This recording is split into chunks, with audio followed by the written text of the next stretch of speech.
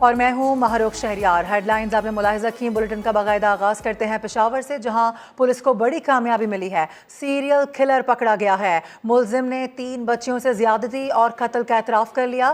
بچیوں کو اتوار کو ہی زیادتی کا نشانہ بنایا تھا۔ آئی جی خیبر پختونخوا موسم انصاری کا کہنا ہے کہ یہ کیس ہمارے لیے بہت چیلنجنگ تھا۔ ملزم کی گرفتاری کے لیے ہزاروں گھنٹے کی سی سی ٹی وی فوٹیجز دیکھی گئی۔ ملزم کا تعلق پشاور سے ہے اور اس کی عمر 20 سے 25 سال ہے۔ 3 کم عمر معصوم بچیوں کو حیثیت کا اور بربریت کا نشانہ بنایا گیا۔ تینوں جرائم 3 اتواروں کو ہوئے، 3 جولائی کو، پھر 10 جولائی کو اور پھر 17 جولائی کو۔ جو درندہ تھا، جو قاتل تھا، وہ پولیس کی اور قانون کی گرفت میں ہے۔ ملزم جو ہے سہیل نام ہے اس کا، سیریل کلر تھا۔ اتوار کے دن کرنا، معصوم بچیوں کے ساتھ کرنا، گناؤنے عمل کے بعد پھر ان کو مرڈر کر دینا۔ شاطر بھی ہے، چالاک بھی ہے، سارا کچھ ہے، کپڑے بھی اپنے چینج کرتا تھا۔ شاور کا صفائی ڈیری کا ہے، دری کا کام ہوتا ہے، وہ کرتا ہے۔ اور ابھی آپ کو یہ خبر دیں کہ امریکی ڈالر کے مقابلے میں پاکستانی روپے کی قدر میں مسلسل کمی کا سلسلہ جاری ہے۔ انٹر بینک میں ڈالر مزید 2 روپے مہنگا ہو کر 238 روپے پر پہنچ گیا ہے۔ جی ہاں، امریکی ڈالر کے مقابل پاکستانی روپے کی قدر میں کمی کا سلسلہ جاری ہے۔ انٹر بینک میں ڈالر مزید 2 روپے مہنگا ہو کر 238 روپے پر پہنچ گیا ہے۔ بات کرتے ہیں رضوان عالم سے۔ رضوان، بتائیں کیا صورتحال ہے؟ جی دیکھیں، مسلسل 10واں روز ہے کہ ڈالر کی قدر میں اضافہ ہو رہا ہے اور روپے کی قدر زوال پذیر ہے، اور صورتحال یہ ہے کہ اس 10 روز کے دوران ڈالر کی قیمت 30 روپے کا اس میں بڑا اضافہ ہو چکا ہے، جس سے پاکستانی قرضوں میں بیٹھے بٹھائے جو ہے وہ 6000 ارب روپے سے زیادہ کا اضافہ ہو گیا۔ اس وقت جو ہے انٹر بینک مارکیٹ میں ڈالر جو ہے وہ 2.5 روپے کے اضافے سے 238 روپے 50 پیسے پہ ٹریڈ کر رہا ہے۔ اوپن کرنسی مارکیٹ میں اس کی قدر جو ہے 241 روپے پر پہنچ چکی ہے۔ تفصیل کے لیے آپ کا شکریہ رضوان عالم۔ آگے بڑھتے ہیں۔ وزیراعظم شہباز شریف نے قومی اسمبلی میں دھواں دھار خطاب کے دوران سوالات کی بارش کر دی۔ انہوں نے کہا کہ عمران خان نے بھارت اور اسرائیل سے پیسہ منگوایا، کسی نے نوٹس لیا؟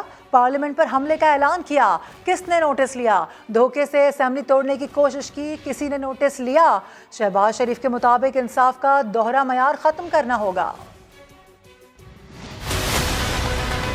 عدالت اگر بلائے، میں سمجھتا ہوں کہ بڑا ہمیں احترام سے جانا چاہیے، اس میں کوئی دو رائے نہیں۔ اگر آپ نے فیصلہ کرنا ہے تو پھر انصاف کی بنیاد پر کرنا ہوگا، حق کی بنیاد پر کرنا ہوگا۔ یہ نہیں ہو سکتا کہ آپ میرے ساتھ کوئی اور برتاؤ کریں، کسی کے ساتھ کوئی اور برتاؤ کریں۔ فورن ایجنٹ یہ ہیں، فورن اسٹوڈنٹس یہ ہیں، کیوں نہیں بتاتا chief election commissioner?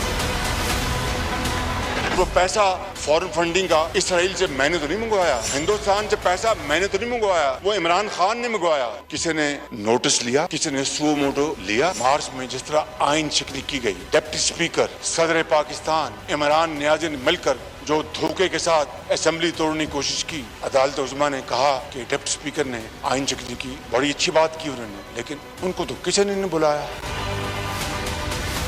Speaker Punjab assembly جناب اسپیکر وہ ایک کاروائی کرتے ہیں، ان کو بلا لیا گیا۔ پاکستان کو ڈیفالٹ کے بالکل کنارے لگا دیا، کسی نے ایک نوٹس لیا۔ الہی کا کیس نیب بند کرتا ہے، کسی نے کوئی نوٹس نہیں لیا۔ BRT پشاور اربوں روپے کے غبن ہوئے، اس میں کسی نے کوئی نوٹس نہیں لیا۔ ہیلی کاپٹر کیس بند ہوتا ہے، کسی نے کوئی نوٹس نہیں لیا۔ وزیر اعظم کی سکی بہن خاموشی سے FBR سے اس کو NRO دلوا دیا جاتا ہے، کسی نے کوئی نوٹس نہیں لیا، سب چپ تھے۔ ایک سابق چیف جسٹس جو دن رات سو موٹو لیتے تھے، آج یہ 56 کمپنیوں کو سو موٹو کرو۔ آج بھی وقت ہے جناب اسپیکر کہ ہم حالات کو کنٹرول کر لیں۔ اگر ہم نے آج سچ کو سچ نہ کہا اور جھوٹ کو جھوٹ کہا اور کلٹ کو ہم نے فالو کیا تو اللہ نہ کرے میرے منہ میں خاک، یہ خدا داد ملک پاکستان شدید مشکلات میں گھر جائے گا۔ دوسری جانب پاکستان تحریک انصاف کے چیئرمین عمران خان نے حکمران اتحاد پر عدالتوں پر دباؤ ڈالنے کا الزام لگایا ہے۔ وہ یہ کہتے ہیں کہ سپریم کورٹ نے ان سے سادہ سا سوال کیا تھا جس پر تماشا لگا دیا۔ سابق وزیر اعظم نے الیکشن کمیشن پر ایک بار پھر الزامات کی بوچھاڑ کر دی۔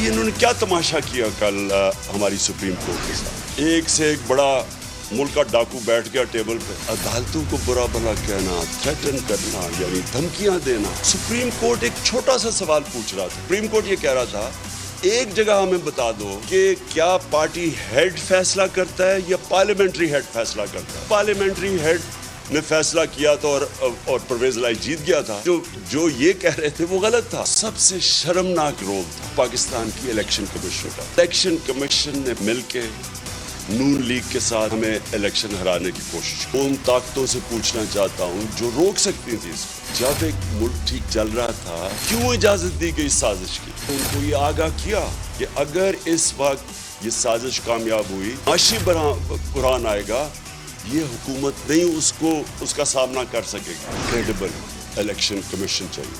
हालात हमारे इस वक्त मुश्किल है। जितनी देर ये गवर्नमेंट रहेगी, मजीद और मुश्किलें बढ़ती जाएंगी।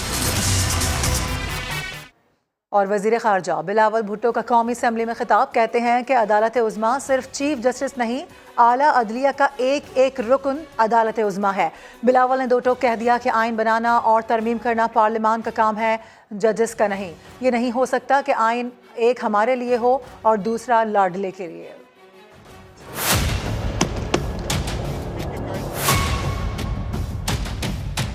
The Supreme Court of Pakistan is not just the Chief Justice of Pakistan. It is each and every member of the Supreme Court. उनका काम नहीं है कि वो खुद आइन में तरमीम लेकर आए। हमारा काम आइन बनाना है और उनका काम है हमारा आइन को इंटरप्रेट करना। ऐसे नहीं हो सकता कि एक पाकिस्तान में दो आइन। ऐसे नहीं हो सकता है कि हम सब के लिए एक दूसरा आइन और एक किसी लाडला के लिए कोई दूसरा। अब वक्त आ गया है जनाब स्पीकर, हम कानून साजी करें और हम फैसला करें कि कितने जजेस को बैठना चाहिए जब आपका कुर्सी के सवाल आता है। हमारा पार्लियामान पे, हमारा स्पीकर के रूलिंग्स पे आला अदलिया फैसला सुनाना चाहते हैं तो सो बिस्मिल्लाह, मगर उनको पूरा का पूरा जजेस को बिठा के फैसला सुनाना पड़ेगा। एक रात की न्यूट्रलिटी की वजह से 70 साल के गुनाह माफ हो जाएंगे। जो आइन शिकनी हुआ है, जो जमहूरियत के खिलाफ काम हुआ है, वो कहीं से हुआ हो, वो बनी गाला से या कहीं और से, अब हम पे जिम्मेदारी है, इस पार्लियामान पे जिम्मेदारी कि हम इंसाफ करें। वरना अगर हम ये काम नहीं कर सकते हैं तो फिर अब ताला लगाए नेशनल असेंबली पे, हम क्यों ख्वार हो गए। अवामी मुस्लिम लीग के सरबराह शेख रशीद का कहना है कि सुप्रीम कोर्ट की खुद मुख्तारी को आईनी तहफ़्फ़ुज़ हासिल है। सुप्रीम कोर्ट के इख्तियारात को बढ़ाया जा सकता है लेकिन कम नहीं किया जा सकता। डॉलर 250 और 7 अरब डॉलर के ज़खायर कम हो गए हैं। नैब की मनपसंद तरमीम ख़त्म की जाएगी। समंदर पार पाकिस्तानियों को वोट का हक मिलेगा। मॉडल टाउन के शहीदों को इंसाफ मिलेगा। शेख रशीद ने तनकीद करते हुए कहा, मुल्की असासे बेचने से पहले ही इनका खेल ख़त्म हो जाएगा। ना मनपसंद कानून साजी होगी, ना नवाज शरीफ वापस आएगा। अक्टूबर नवंबर में इलेक्शन होंगे।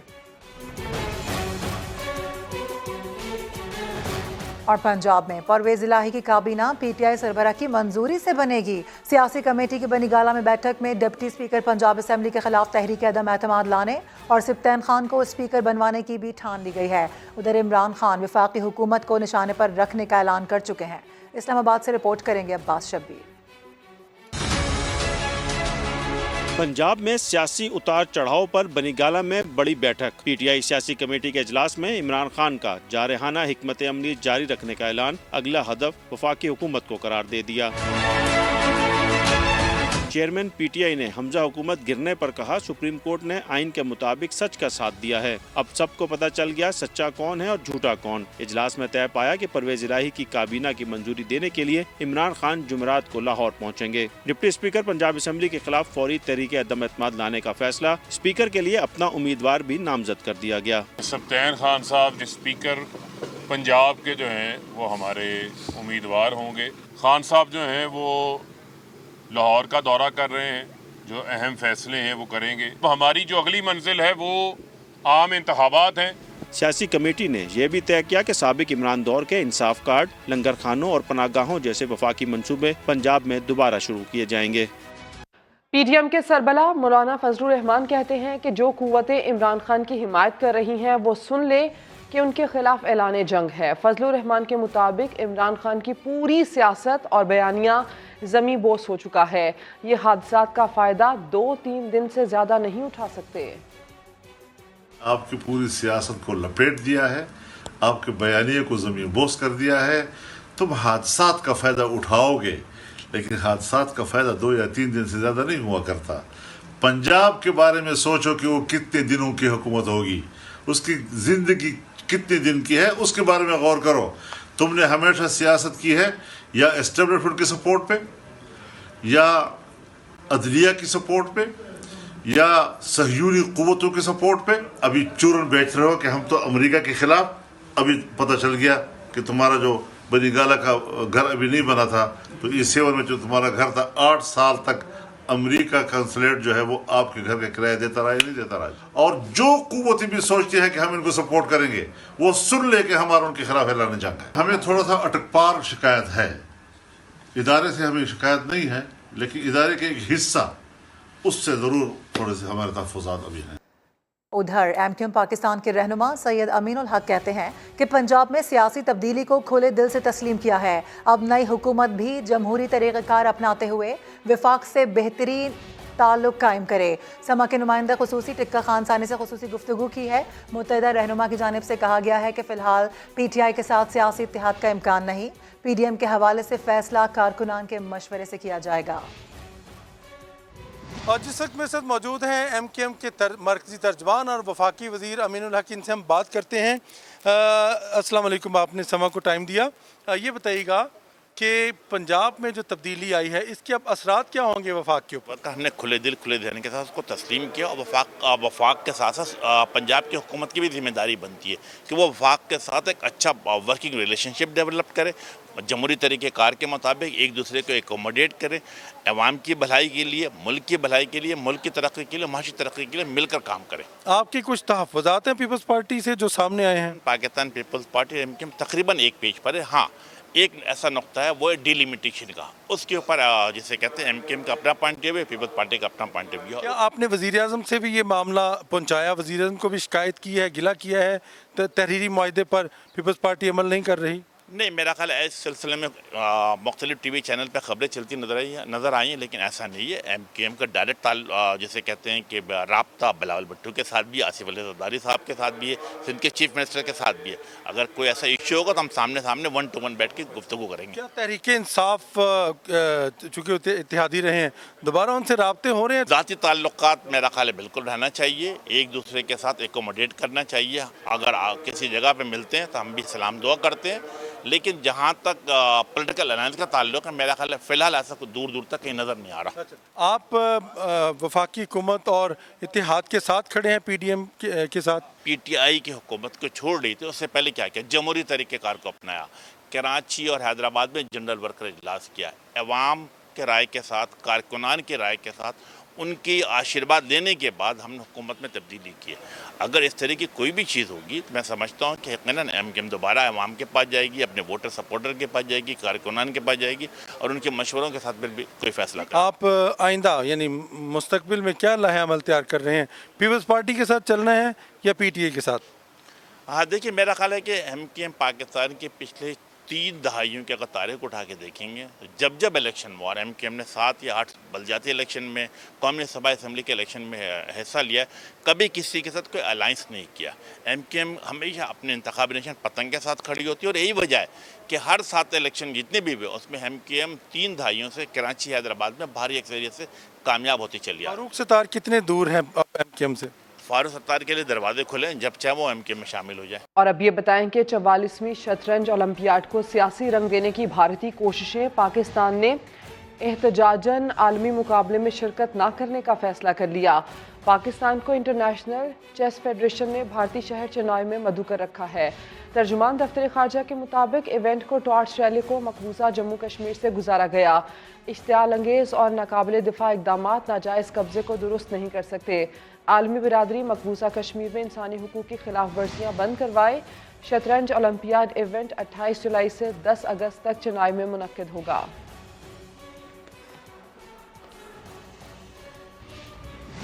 براہ راست آپ کو لیے چلیں گے، PTI رہنما عمر ایوب اس وقت میڈیا ٹاک کر رہے ہیں۔ इंसाफ के वर्कर और हर मुहिब वतन पाकिस्तानी सीसा पिलाई दीवार की तरह हम लोग खड़े हैं। हम लोग अपनी जान देने के लिए खड़े हैं इमरान खान साहब के दिफा के लिए।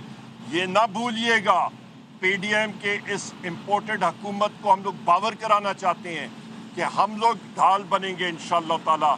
और ये लीगल कार्रवाई के लिए आज जो हमने एप्लीकेशन दी है वो इसी चीज़ के लिए दी है कि पाकिस्तान तहरीक इंसाफ एक पुरअमन, एक पूरे पाकिस्तान में फैली हुई जमात है और हम लोग पाकिस्तान की नुमाइंदगी कर रहे हैं, ना कि ये एक चूं चूं का मुरब्बा और ये सर्कस इम्पोर्टेड हुकूमत का जो इस वक्त बैठा है, जिसके वज़ीर आज़म इम्पोर्टेड वज़ीर आज़म सिर्फ CDA के हदूद तक इस्लामाबाद के मेयर से भी कम इलाके की आज नुमाइंदगी कर रहे हैं। बहुत शुक्रिया सवालात के लिए। उमर साहब ये बता दें कि दरखास्त में किस को आपने नामजद किया है?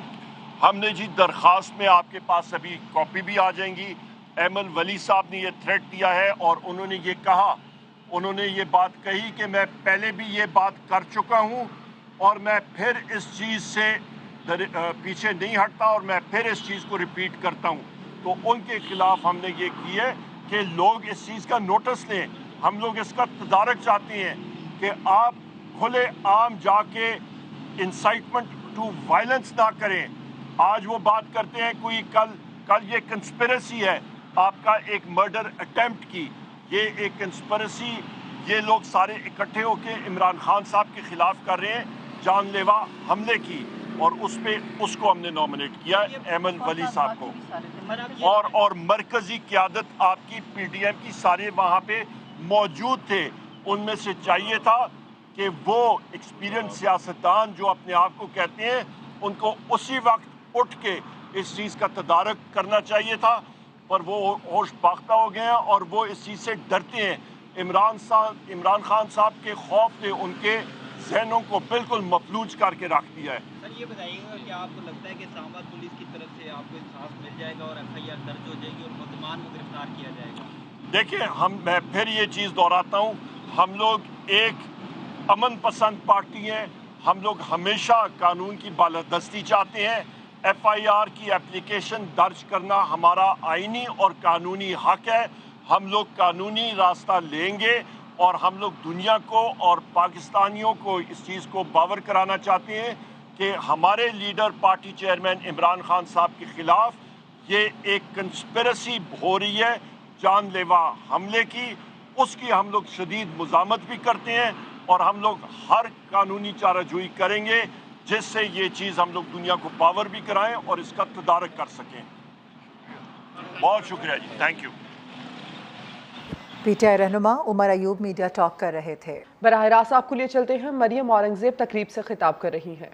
सफ़र शुरू किया था और उसके बाद I think she was the one who ग्रास्प्ड it and also was interested in it in to a level के जहां आज हम देख रहे हैं कि तमाम प्रोविंसेस एक दफ़ा फिर साथ बैठकर, और अभी बड़ा एक क्रॉस रोड है, बड़ा माइलस्टोन इस वक्त है ये जो टाइम है ट्रांजिशन का, क्योंकि अब दुनिया जो है वो सस्टेनेबल डेवलपमेंट गोल्स के व्हाट्स नेक्स्ट जो है उस गोल की तरफ जा रही है। तो 2022 से लेकर 2030 तक जो टाइम पीरियड है उसके आखिरी सालों में तो सिर्फ मॉनिटरिंग होगी, इवैल्यूएशन होगी कि टारगेट्स किस तरह पूरे हुए, लेकिन उससे पहले ये इम्प्लीमेंटेशन फ्रेमवर्क्स जो हैं इस वक्त क्वाइट एक्सटेंसिवली पूरी दुनिया में बाकी कंट्रीज़ में, नेबरिंग कंट्रीज़ के अंदर भी काम कर रहे हैं। क्लाइमेट चेंज एक ऐसा SDGs है जो इंटीग्रेटेड है अक्रॉस डिफरेंट SDGs, उसको हिट करता है। और फिर जो हम उसके आज क्लाइमेट चेंज के जो असरात देख रहे हैं वो आप देखें कि अभी जो एक्सट्रीम इंटेंस फ्लडिंग है मुल्क के अंदर, क्योंकि जो दुनिया है और ये एब्सोल्यूट प्रोटेक्शन जो है वो किसी भी डिज़ास्टर की कभी भी किसी डेवलप्ड कंट्री में भी नहीं होती, लेकिन हम हमारी जो डेवलपिंग कंट्रीज़ हैं वो ज़्यादा डिज़ास्टर रिस्पॉन्स में इन्वेस्ट करती हैं, बल्कि डिज़ास्टर रिस्क मैनेजमेंट के अंदर ज़्यादा इन्वेस्टमेंट और बजटिंग नहीं होती। तो उस सिलसिले में अभी प्राइम मिनिस्टर ने, मैं वहीं मीटिंग से आ रही हूँ कि बलूचिस्तान के अंदर पहले तो जो लोग जाँ बहक हुए फ्लडिंग में जो पूरे प्रोविंसेस बाकी प्रोविंसेस में भी इस वक्त जो रेनफॉल है वो क्लाइमेट चेंज की वजह से बहुत ज़्यादा इंटेंस हो गया, उसकी जो ड्रिफ्टिंग पैटर्न है मानसून का वो भी आप देख रहे हैं कि उसके असरात कैसे हैं। तो जो हमारा एग्जिस्टिंग वाटर इंफ्रास्ट्रक्चर है वो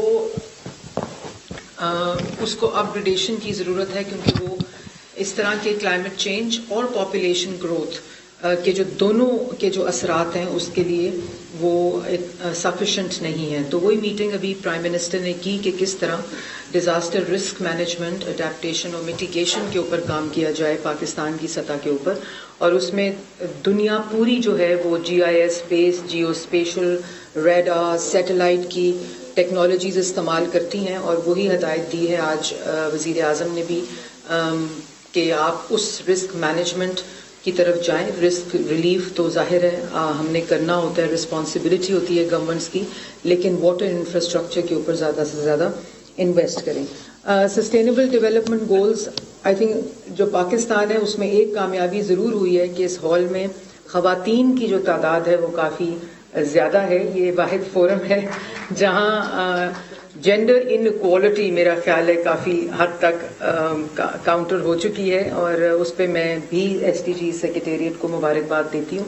फिर स्टेज पे आई थिंक ज़्यादा ख़वातीन की ज़रूरत है। जो youth is a very important factor because 65% of Pakistan is young now, and जो youth, because this is their future, उनकी engagement भी मैं देख रही हूँ कि इस event में बहुत ज़्यादा है। You can see young interns around you working for Sustainable Development Goals Parliamentary Secretariat।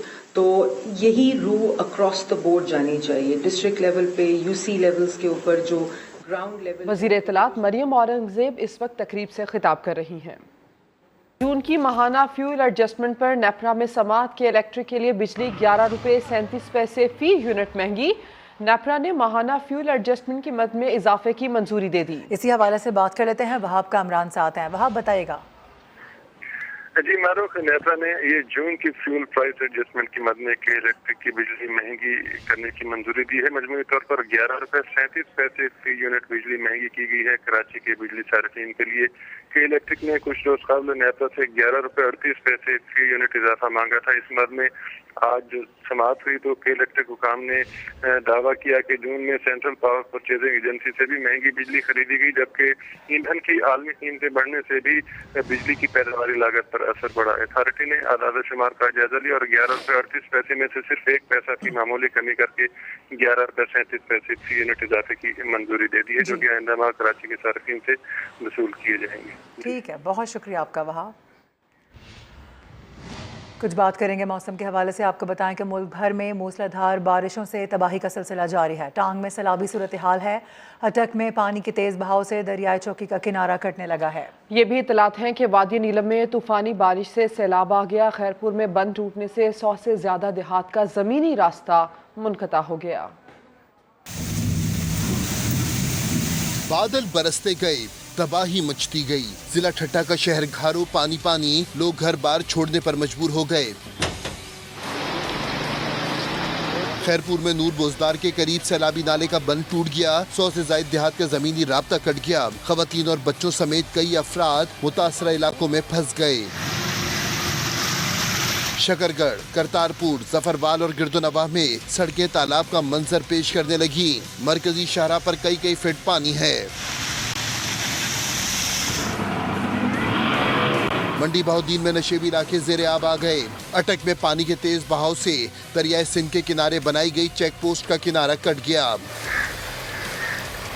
टांग में सैलाबी रेला, याकूब कॉलोनी, शेख मार्केट और दीगर इलाकों में दाखिल हो गया। जुनूबी वजीरिस्तान सड़क भी बंद हो गई। बन्नू में बारिश का पानी घरों में आ गया। नशेबी इलाके पानी में डूब गए। वादिया नारान में तेज बारिश, जलखट के करीब 3 मकामात पर लैंड स्लाइडिंग से सड़क बंद हो गई। बड़ी तादाद में सयाह फंस गए। रोड क्लियर करने का काम जारी है। मुजफ्फराबाद आजाद कश्मीर में वक्फे से बारिश। वादिया नीलम के नाला कटपीरान में क्लाउड बर्स्ट से सैलाब आ गया। नदी नालों में पानी का बहाव बढ़ गया। اور یہاں کراچی میں طوفانی بارشوں کے بعد اربن فلڈنگ، تھڈو ندی بپھر گئی، پانی اسکیم 33 کے کئی آبادیوں میں داخل ہو گیا ہے۔ New Ancholi PCSIR state bank society میں لوگ گھروں میں محصور ہو کر رہ گئے ہیں۔ حقانی چوک اور شہر کے پوش علاقے ڈیفنس کی شاہراہیں 3 دن بعد بھی ندی نالوں کا منظر پیش کر رہی ہیں۔ رپورٹ کریں گے خورشید عالم۔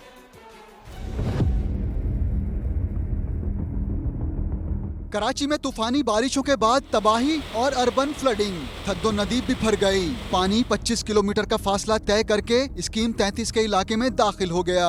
تھدو ندی کے پانی سے نیو انچولی سوسائٹی کے 200 سے زائد مکان مکمل طور پر ڈوب چکے ہیں۔ علاقے میں 3 سے 5 فٹ تک پانی جمع ہے، جس میں گاڑیاں ڈوبی ہوئی ہیں۔ رہائشی نقل مکانی کر رہے ہیں اور بیمار افراد گھروں میں محصور ہیں۔ کافی ڈپارٹمنٹ کو ہم لوگوں نے جو ہے رجوع کرنے کی کوشش کی، مگر کوئی پرسان حال نہیں ہے، کوئی پوچھتا نہیں ہے ہمیں آ کر۔ میں خود محصور ہوں، میں 3 دن سے آفس نہیں جا رہا، اور بھی بہت سارے لوگ دفتر اپنے نہیں جا پا رہے ہیں۔ مرتضی وہاب ہے، وزیر اعلیٰ سندھ ہے، یہ لوگ جاتے ہیں اپنے فوٹو سیشن کراتے ہیں اور چلے آتے ہیں۔ برنس روڈ کے علاقے حقانی چوک کو کالے پانی کی سزا ملی ہوئی ہے۔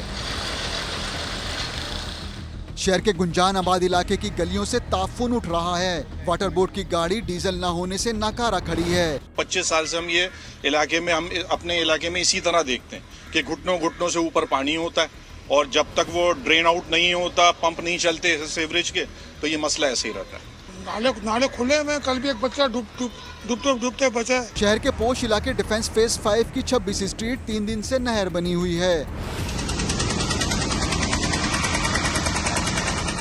پاک فوج کے جوان ہیوی مشینری کے ذریعے پانی کی نکاسی کی کوششوں میں مصروف ہیں۔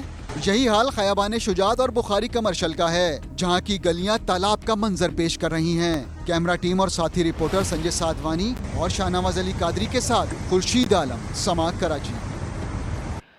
حالیہ بارشوں نے ملک بھر میں تباہی مچا دی ہے۔ 2011 کے بعد اس سیزن میں سب سے زیادہ 350 افراد جان سے گئے ہیں۔ بڑے پیمانے پر انفراسٹرکچر کو بھی نقصان پہنچا۔ زاہد گشکوری رپورٹ کریں گے۔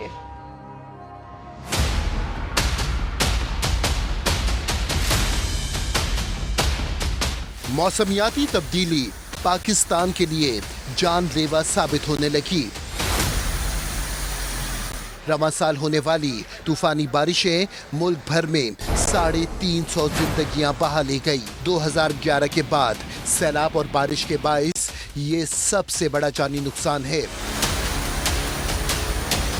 سب سے زیادہ اموات اور تباہی بلوچستان میں ہوئی، جہاں اب تک 120 اموات ہو چکی ہیں۔ مختلف حادثات میں تقریباً 500 افراد زخمی ہو چکے ہیں۔ بارش اور سیلاب نے انفراسٹرکچر کو بھی بڑے پیمانے پر تباہ کیا۔ 800 سے زیادہ کلومیٹر سڑکوں کو نقصان پہنچا۔ 25 سے زائد رابطہ پل تباہ ہو گئے۔ ملک بھر میں 3 لاکھ ایکڑ فصلیں تباہ ہوئیں۔ سرکاری اعداد و شمار کے مطابق بلوچستان، سندھ اور پنجاب میں 7,000 سے زیادہ گھر تباہ ہوئے۔ خیبر پختونخوا میں 70 اموات ریکارڈ کی گئیں۔ پنجاب میں 75 جبکہ سندھ میں 83 ہلاکتیں ہوئیں۔ گلگت بلتستان میں 8 اور آزاد کشمیر میں 5 اموات ریکارڈ کی گئیں۔ ملک بھر میں 1700 سے زیادہ مویشی بھی ہلاک ہوئے۔ مانسون بارشوں کا سلسلہ ابھی ختم نہیں ہوا۔ اور ابھی خبر یہ ہے کہ جھنگ میں شہر کا حفاظتی بند خطرناک صورت اختیار کر گیا ہے۔ ممکنہ سیلاب کے باعث شہری خوف میں مبتلا ہیں۔ اس سے متعلق مزید جانتے ہیں ارشد خان سے۔ ارشد بتائیے۔